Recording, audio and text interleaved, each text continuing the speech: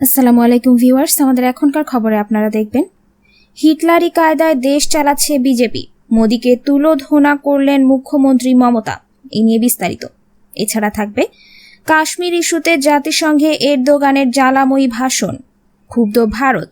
এ নিয়ে বিস্তারিত। এছাড়া পরবর্তী মার্কিন প্রেসিডেন্ট ইরানের কাছে আত্মসমর্পণ করবেন, থাকবে এ নিয়ে বিস্তারিত। আরও থাকবে ভারতের কারাগারে কুরআন তিলাওয়াতের কারণে বেঁচে ছিলাম বললেন ফারুক আব্দুল্লাহ। এই নিয়ে বিস্তারিত। এছাড়া থাকবে পশ্চিমবঙ্গে হোটেল থেকে তাড়িয়ে দেয়া হলো মাদ্রাসা শিক্ষকদের। দর্শক, শিরোনামে উল্লেখিত খবরের বিস্তারিত দেখতে না টেনে শেষ পর্যন্ত আমাদের সাথেই থাকুন। ফের বিজেপি সরকারের বিরুদ্ধে তোপ দাগলেন পশ্চিমবঙ্গের মুখ্যমন্ত্রী মমতা বন্দ্যোপাধ্যায়।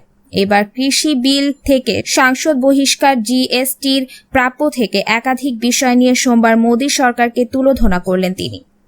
এর পাশাপাশি তিনি স্পষ্ট করে জানিয়েছেন, কৃষি বিল ও সাংসদদের বহিষ্কারের বিরোধিতা করে আগামীকাল অর্থাৎ মঙ্গলবার তৃণমূল আন্দোলনে নামবেন।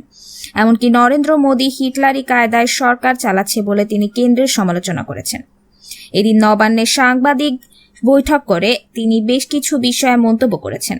কেন্দ্রকে মজুতদার কালোবাজারির সরকার বলে কটাক্ষ করেছেন।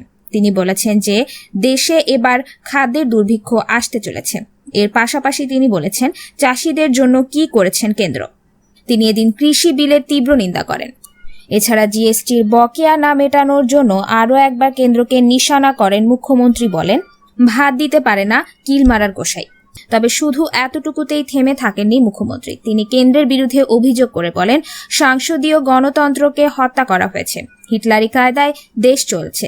আর তারপরেই বিজেপির বিরুদ্ধে বিরোধীদের একজোট হওয়ার ডাক দেন মমতা।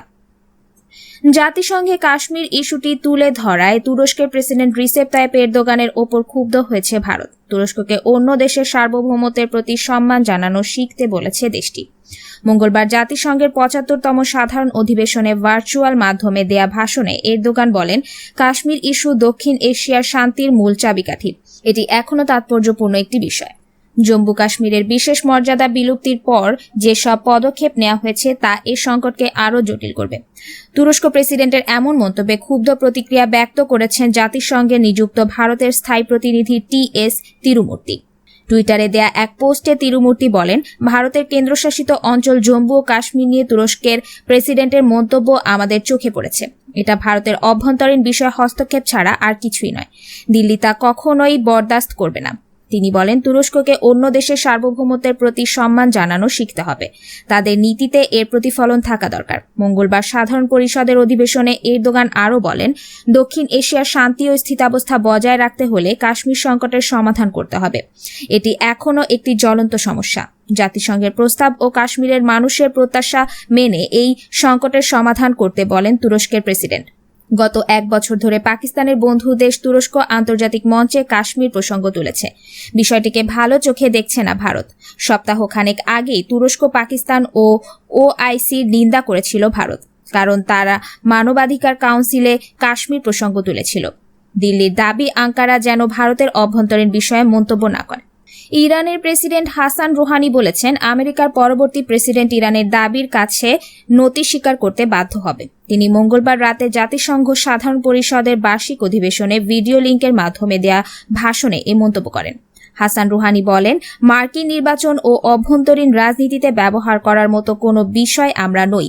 দেশটির নির্বাচনের মাধ্যমে যে সরকারি ক্ষমতায় আসুক, তারা ইরানি জনগণের দাবির সামনে আত্মসমর্পণ করতে বাধ্য হবে।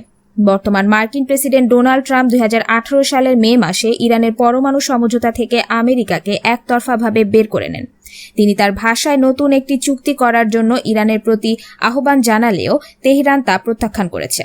অন্যদিকে আগামী ৩ নভেম্বরের মার্কিন প্রেসিডেন্ট নির্বাচনে ট্রাম্পের প্রধান প্রতিদ্বন্দ্বী জো বাইডেন নির্বাচিত হলে ইরানের পরমাণু সমঝোতায় ফিরে আসার প্রতিশ্রুতি দিয়েছেন।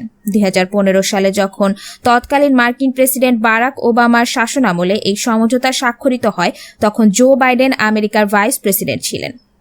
পশ্চিমবঙ্গের রাজধানীর কলকাতার লাগোয়া একটি এলাকার ২টি গেস্ট হাউস থেকে ১০ মুসলমান শিক্ষককে তাড়িয়ে দেওয়া হয়েছে বলে অভিযোগ উঠেছে।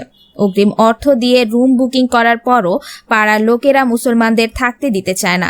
এ অজুহাতে গেস্ট হাউসের কর্মীরা তাদের চলে যেতে বলেন। খবর বিবিসির। পরে শিক্ষকদের অভিযোগে পুলিশ ওই গেস্ট হাউস দুটির 3 জন কর্মীকে গ্রেফতার করেছে। ওই 10 মাদ্রাসার শিক্ষক মালদা থেকে সোমবার খুব ভোরে পৌঁছেছিলেন কলকাতার লাগোয়া বিধাননগর বা সল্টলেকে। তাদের কেউ প্রধান শিক্ষক, কেউ সহকারী শিক্ষক। রাজ্য মাদ্রাসা শিক্ষা দফতরের সরকারি কাজেই এসেছিলেন তারা। ক্লান্ত শিক্ষকরা অগ্রিম টাকা দিয়ে বুক করে রাখা গেস্ট হাউসে গিয়ে একটু বিশ্রাম নিতে চাইছিলেন দ্রুত। একটু পরে রাস্তায় বেরিয়ে নাস্তা করতে গিয়েছিলেন। তখনই পাড়ার লোক তাদের দাড়ি, টুপি, পাজামা, পাঞ্জাবি দেখে সন্দেহ করেছেন।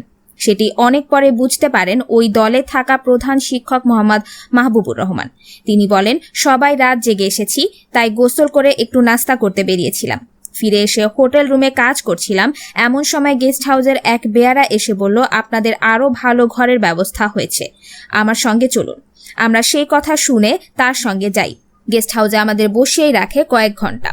যখন তাদের বলি কি ব্যাপার, এখানে নিয়ে এসে বসিয়ে রেখেছেন, ঘর দিচ্ছেন না, ম্যানেজার তখন ফিসফিস করে বলে, আপনাদের এখানে থাকতে দেয়া যাবে না মাস্টারমশাই, আপনারা চলে যান। এভাবে হেনস্থা হওয়ার পর শিক্ষকরা সবাই খুব অবাক হয়েছিলেন, কিন্তু কারণটা তখনও বুঝতে পারেননি।